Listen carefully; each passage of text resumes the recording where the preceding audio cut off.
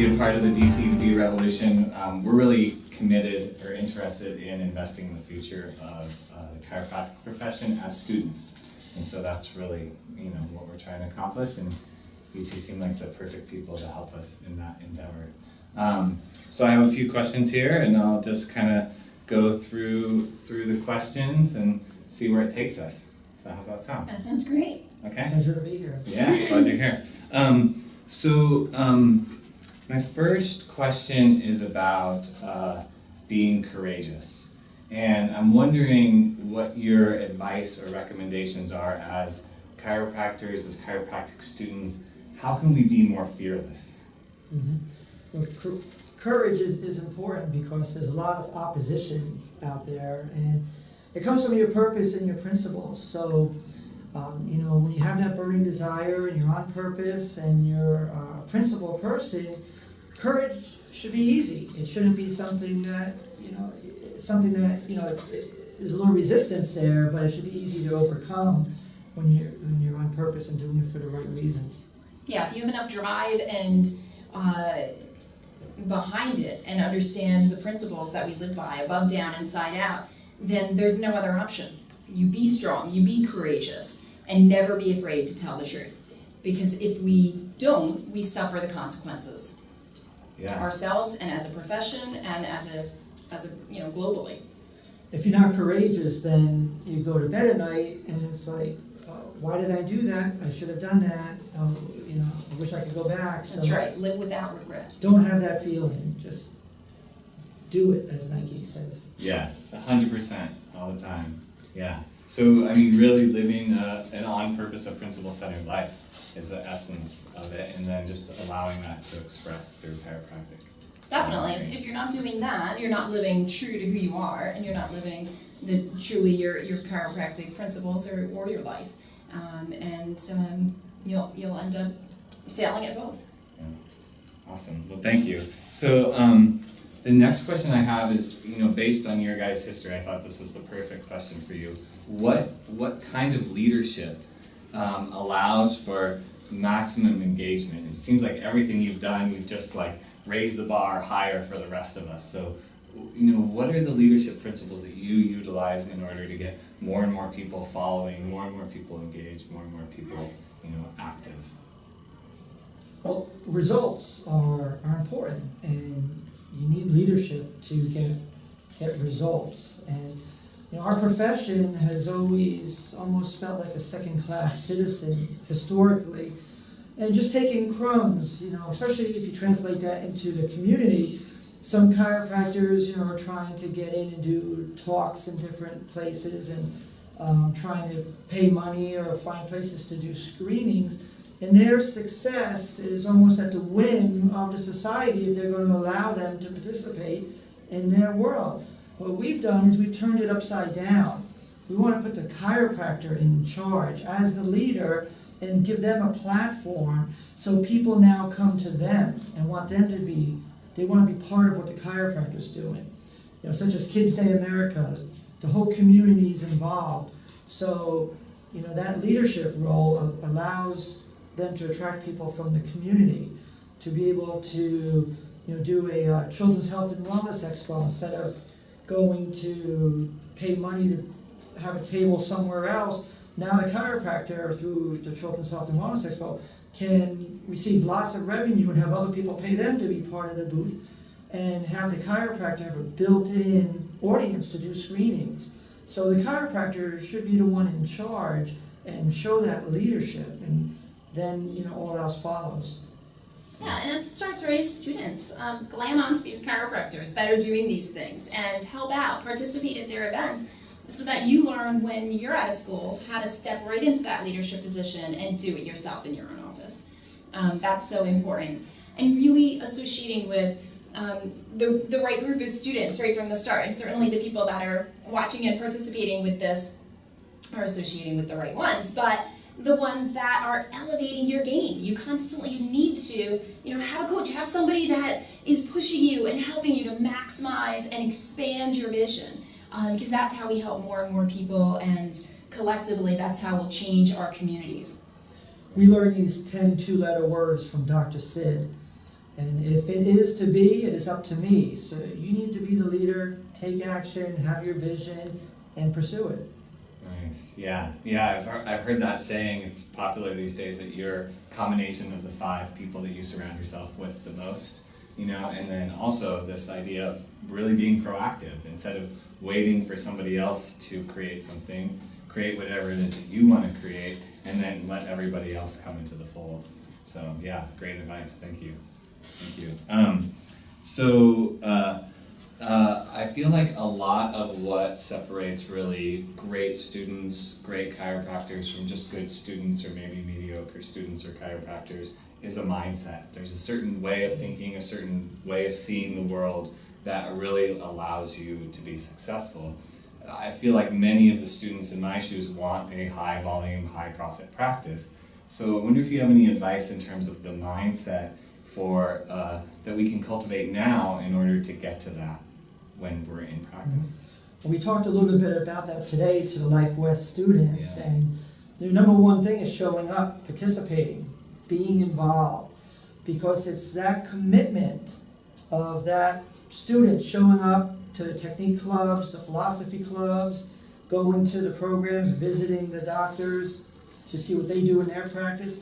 It's that commitment that translates them into practice to have that high volume, high profit practice. So that's the first thing that we recommend. I think it was Napoleon Hill that said, whatever the mind of man can conceive and believe, he can achieve.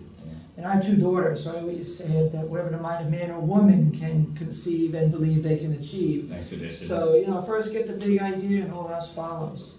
Nice.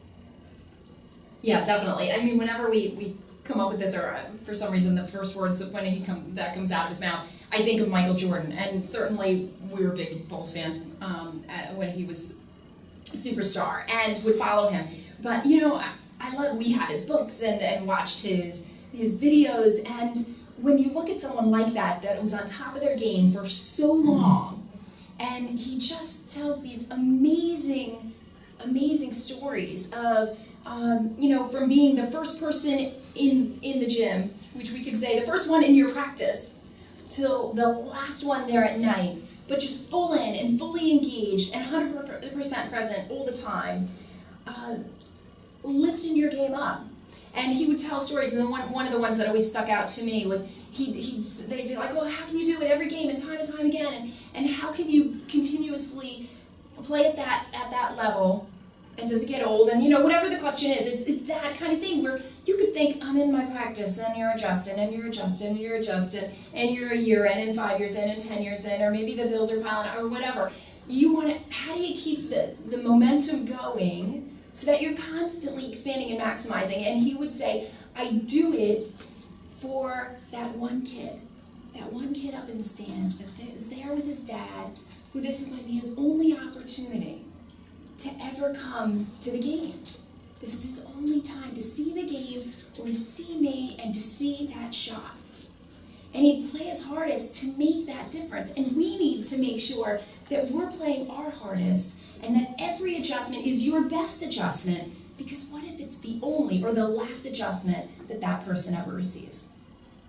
I love that. That's just touches my heart, just that broadness of vision that he had, and that willingness to really look outside himself and do much more for a broader community. That's awesome. Thank you. So this is you guys do so much. I mean, you've accomplished so much already, and I know that you'll just keep accomplishing great things, so thank you for that. So I'm curious, what you do in order to avoid burnout, because if you're going nonstop, if you're fully committed all the time, you're gonna face up against that at some point. So can you give us as students any clues into how you manage that? Well, I think we're going to stop when the last child on earth has been adjusted.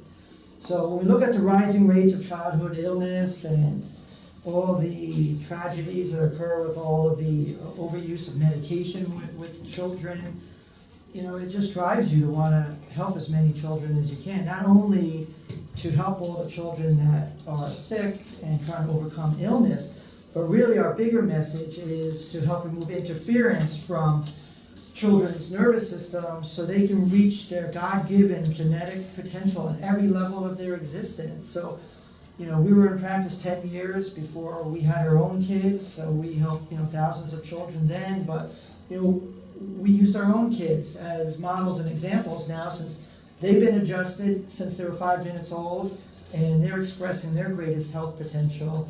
So, what more reason do you need to keep going than to surround yourself with kids and children, watching them express their potential? And it's just a joy to go into practice and see the energy and the fun and the hugs and the high fives you get from the kids, and helping create that for thousands of chiropractors around the world through all of our programs and coaching. It's a joy. It's burnout's not even on the back burner. Yeah, it fills you up so much that it's not even an option, because it just makes you want to keep going.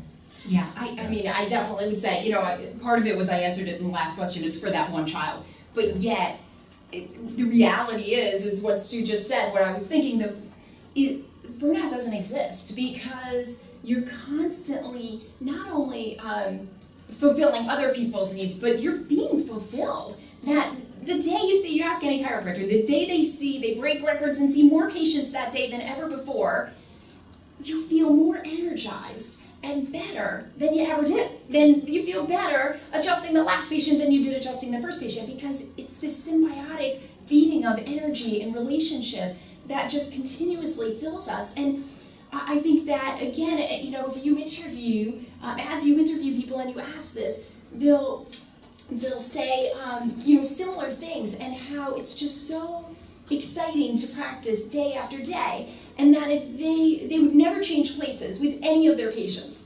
that we have this joy of having patients constantly come up and you're adjusting them. And Touch Terry, I was praying for you. I was just praying, God, thank you so much for bringing you into our lives. And can I just hug you? And I just have to hug you. And you just changed our life. And we have to constantly change it back.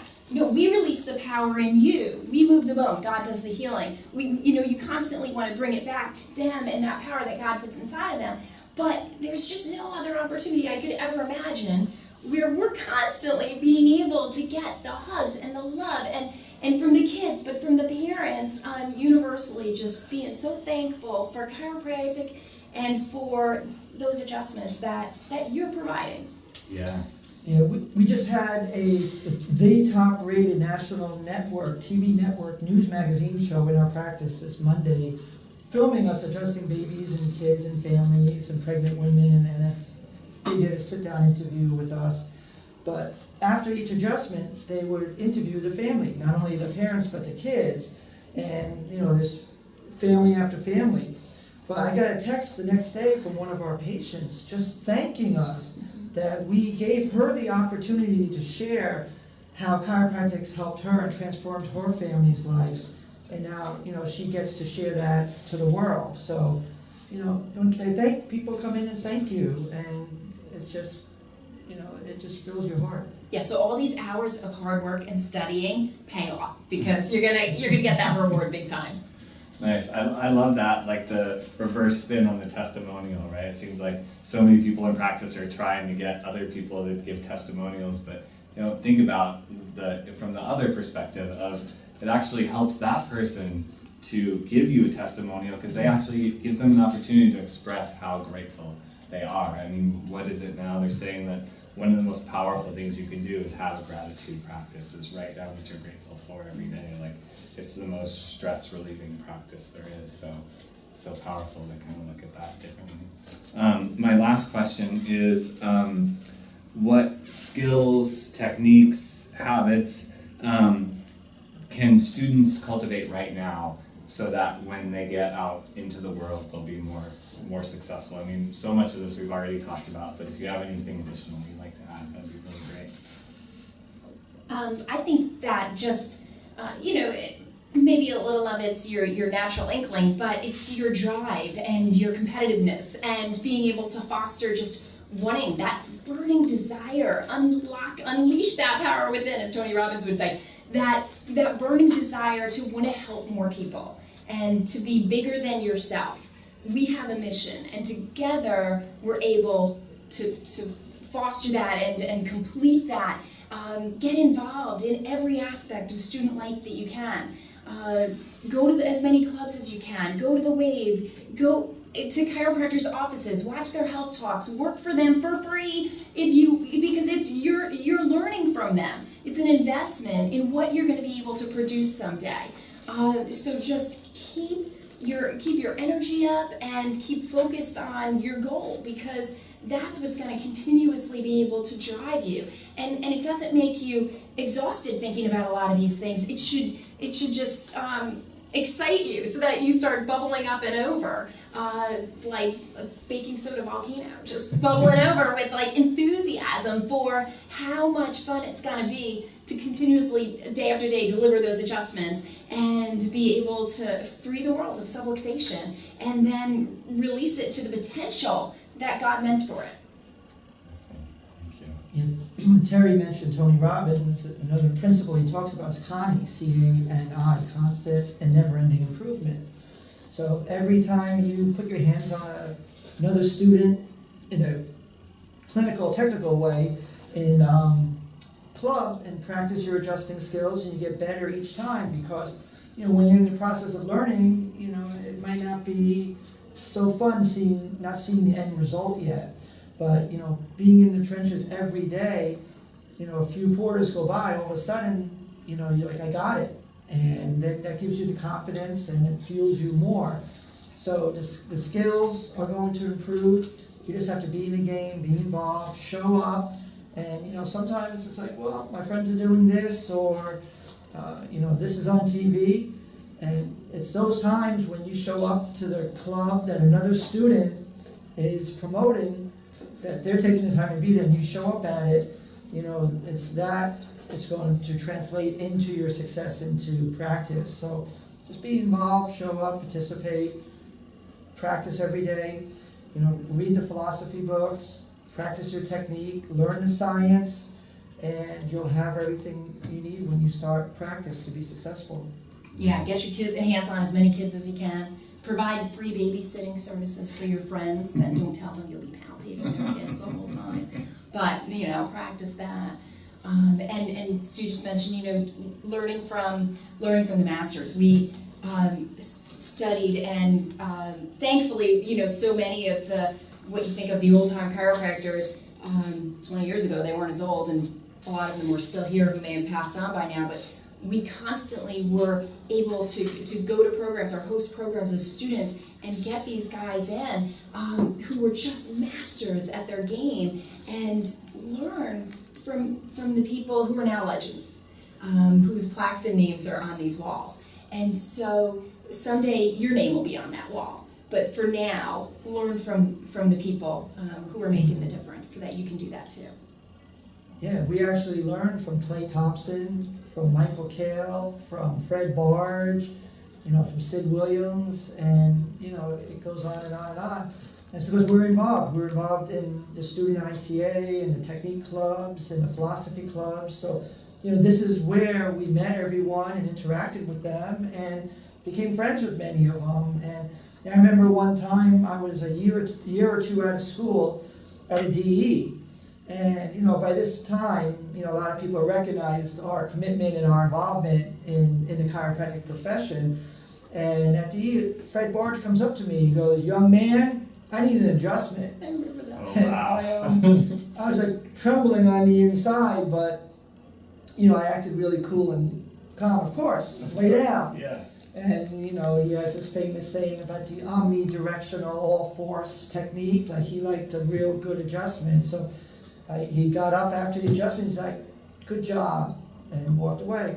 So you get these experiences by showing up and being involved. So I can't stress that enough. Yeah, we were, the one name that we spoke of when we talked, but you forgot to mention just now, is Dr. Larry Webster, who was one of our teachers, our downtown clinic director, who we became friends with. And then, now we talk about him as the grandfather of chiropractic pediatrics. And so, having the opportunity to meet with and interact with these people, and you have those people on campus too, and in your circles, and coming to events like the Wave. So really, get those relationships built as much as you can while you can. Yeah, I feel like we're so blessed as students because so many people are very willing to, give their time, give their expertise, mentor us in very unofficial ways, and so it's such a blessing that chiropractic is willing to kind of pass that torch and continue that process that way. So this has been wonderful. I'd love if you guys would say how people can get in touch with you, if people want to learn more about what you're doing or, reach out to you in any way, if you could just mention those. Sure, we'd be happy to. What we're most well known for is teaching the chiropractors how to attract a child as the first patient in the family. Because 99% of the profession gets the adult in first and tries to get the child in after the fact. Well, the children are even more important, so that's our thing, is how to position yourself and be a leader in your community so everybody knows that you help children, so you can attract a child as the first patient and build a large pediatric practice, lots of pregnant women and children. So all of our programs are available to look at on our website at chiropracticparenting.com. That's chiropracticparenting.com. And there they can be part of the worldwide movement of bringing chiropractic to the children of the world. We have the largest event in the history of chiropractic called Kids Day America International, which links the chiropractor up to a worldwide event so they can participate with hundreds of other chiropractors around the world on the same day and the same time. And to date, over 2,000 chiropractors have screened over 5 million children for subluxation. Hundreds of thousands of children have started chiropractic care. So we have that as a legacy, and it's continuing. But we just added the first ever chiropractic walk, run, 5K for children's health and wellness, which will be spring of 2017. So, most people are familiar with walks and runs. Communities do them, are set up to do them all over the world.